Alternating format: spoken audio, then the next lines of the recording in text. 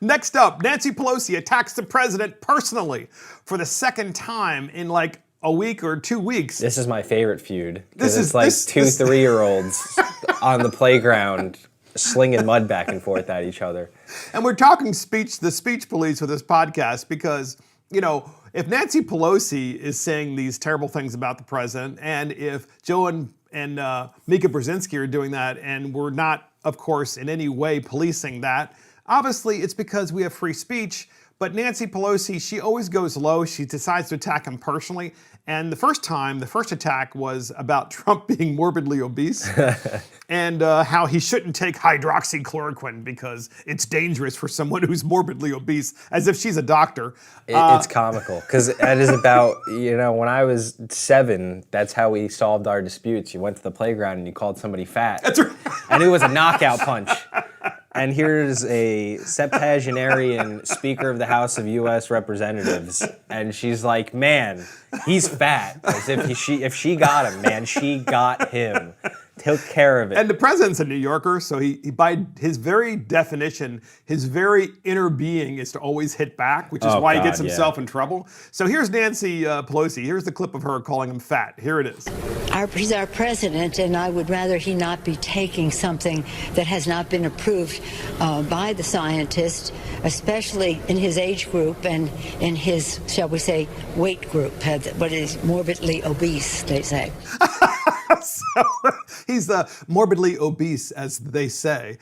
And then the next dust up was Nancy Pelosi, just like a week later, says the president and all of his associates have doggy doo on their shoes because of his tweet about Mika Brzezinski and Joe Scarborough. In dog poop. That's right. That is dynamic, Mark. Exactly. We're getting some great slander here. Because just like you said with the kindergarten and grade school, it's like, you smell like you stepped in dog doo. And of course, the implication there is that you smell, right? Yeah. I mean, it's not that you, so it's kind of what she's saying. So we have that clip as well. And here is good old Nancy at it again. You're asking me about the appropriateness of the actions of this president of the United States?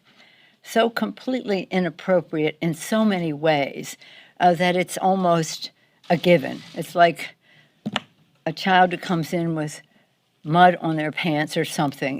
That's the way it is. They're outside playing. That's what he comes in with doggy doo on his shoes, and everybody who works with him has that on their shoes too for a very long time to come. Of course, if you're Nancy Pelosi and you represent San Francisco, you don't come in with doggy doo, you come in with human feces because that's all over the sidewalks in San Francisco. Just saying. Now, I have a thought on this.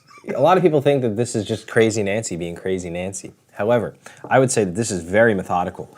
This is a calculated approach to talking about Donald Trump in the news. Because if there's something that if you watch and look around and you see how they consistently refer to the president, their general model of attack and how Trump refers to Biden as being old and senile is that it is Trump as a young petulant child in how he handles things. He throws temper tantrums and he gets angry. And he's fat. And so what she's trying to do is characterize him as a child and continue to, hammer home this point that he is a young, petulant child. And so what you're seeing here is while we all think of this as, something that's very, off the cuff, I think a lot of this is very methodical, and I think Nancy knows what she's doing.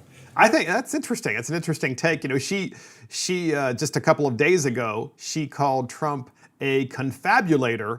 Now I have to explain why she did this because that's a big word. It is a big word. I don't know what it means. Mika Brzezinski and Joe Scarborough, of course, when Trump went after Joe Scarborough and obviously Mika, and he said Joe Scarborough, may have allegedly killed his aide 19 years ago. Interesting thing about that is that obviously, notwithstanding the fact that it's false, what Trump did, and he shouldn't have done it.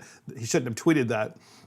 Nancy came back and called him a confabulator because the press asked her. But first of all, I have to say this. A confabulator, here's how it is defined. It's to fabricate imaginary experiences to compensate for your loss of memory. So you're fabricating imaginary things that happen to compensate for your memory loss. Well, if there's anyone who has a loss of memory... Sleepy Joe over there. it's Sleepy Joe, but it's also Nancy Pelosi. So we have a clip on this. Here's what you have to listen. At the very beginning of the clip, She tries to come up with the word confabulator, which clearly her staff told her to use. But then she has to ask her staff, how do I say it again? Talk about memory loss. Here it is. Here's the clip. What he plays to. There's a word somebody used to me. They said you would understand it better if you knew what a confabulator is. Confabulator? Confabulator is. Look up the word confabulator.